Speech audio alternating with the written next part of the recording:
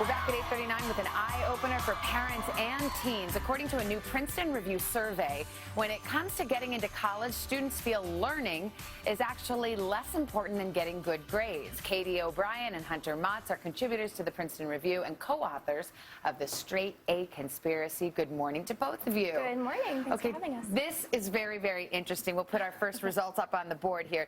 90% of students said getting good grades is important. Okay, I'll buy it. That's good news. 6%, only 6% say they care about whether they're learning.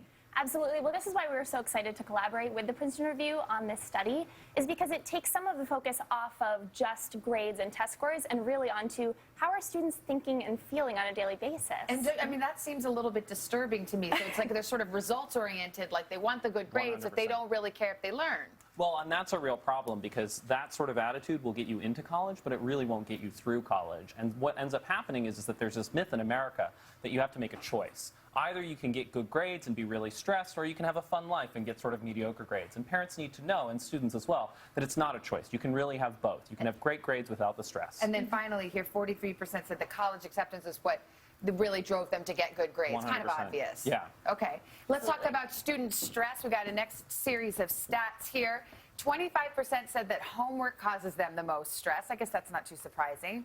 No. And stress is a major factor here for students, and that's no surprise at all. In fact, students reported that they spend 1/3 of their study time just stressing out, which is obviously a ton of wasted time. Yeah, and the problem is that we now know from science that stress actually shuts down the learning process. So that third of the time that they're stressing out, they're not learning anything. So students need to know that stress can be managed and it's something you can deal with. I think that is one of the most remarkable results that you have, that a third of the study time is just freaking out, basically. Yeah. Exactly. But parents and students should know there are things you can do about it starting tonight. I mean, if you need to get that stress out of the study process, students can do what we like to call an emotional reset.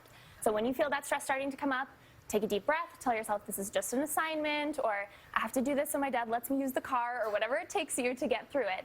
And then what you can do is just break that assignment down into pieces. If you have 20 calculus problems, just do the first 3 and see where that gets you. Okay, you mentioned parents. Let's go. We have some results for parents, too, and these are also very interesting. So 43% of parents said that they check in about grades regularly, about once a month. 76% of parents said they check in more than that. Surprising?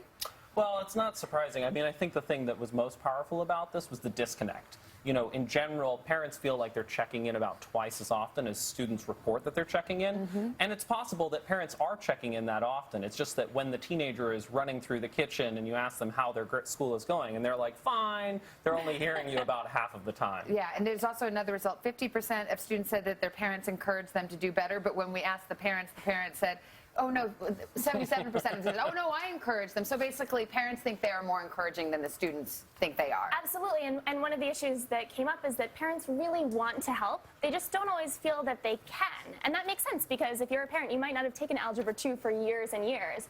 But what you can do is say, I don't know how to do this either. That's almost more helpful. And then teach your student how to work their way through it. And if you can't go through the textbook with them, get an academic support system in place, a sibling, a teacher, a tutor. There are online resources, tutors available 24/7. Figure out what that's going to be so you can help your student get through that process. All right, Katie and Hunter, thank you very much. Some interesting results. Appreciate it.